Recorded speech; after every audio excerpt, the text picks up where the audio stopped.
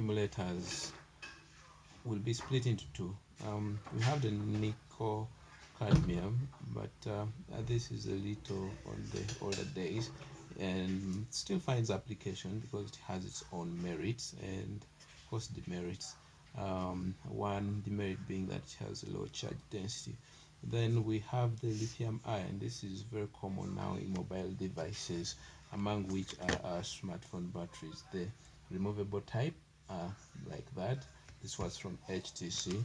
And then we have the inbuilt type that the user cannot necessarily remove, but would require a technician to change for them, someone who is competent opening and closing the phone.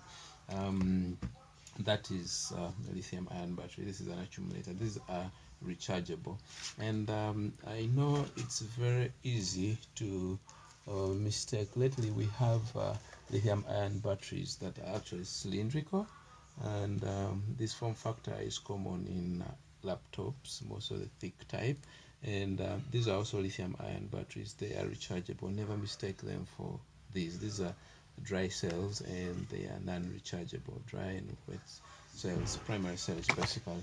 Anyway, having said that, the battery that we replaced or built last time was the lithium ion, and that is the one of interest, and this is what we have here. So this lithium ion battery, when you look at it, it has this big block here, the silver one. That's basically the accumulator, the thing that stores charge. What you would see in this case, this is simply an accumulator, but when you look carefully, there's this circuit board coming like this and coming into a ribbon. That is the one that manages the current entering and current coming out, and also has a terminal that shows you how much power or temperature the battery is at.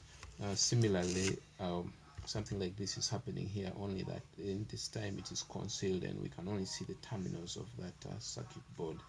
Now, to shed more light, let me bring this is one that I've dismantled.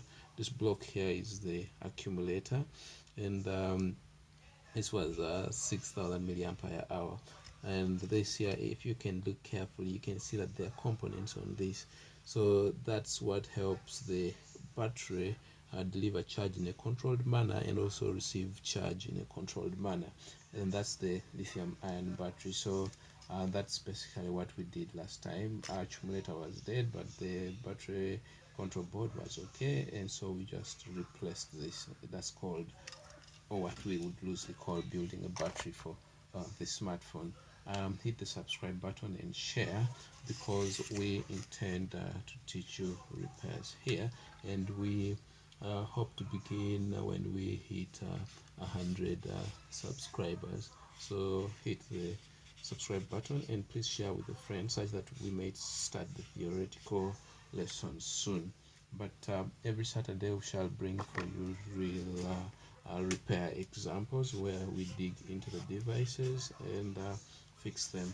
All kinds of electronics. Just that in the past few days we have been seeing smartphones, and we hope anyway to go as far as or as early as electricals, and these are simply home appliances.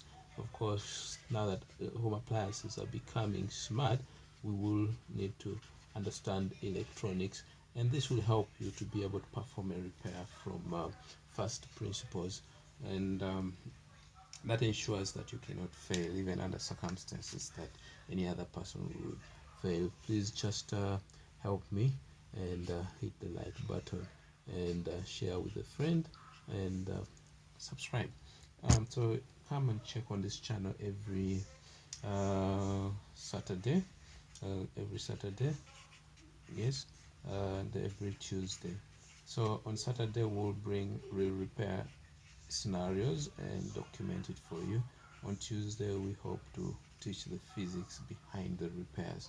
But before we hit 100 subscribers, we shall be simply reviewing the previous repair and just hinting on the few concepts that you will need to learn in the repair theories, such that you are able to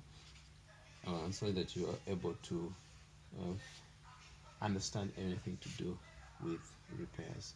Yes, thanks for um, watching Opio's Laboratory. Please do subscribe, and see you.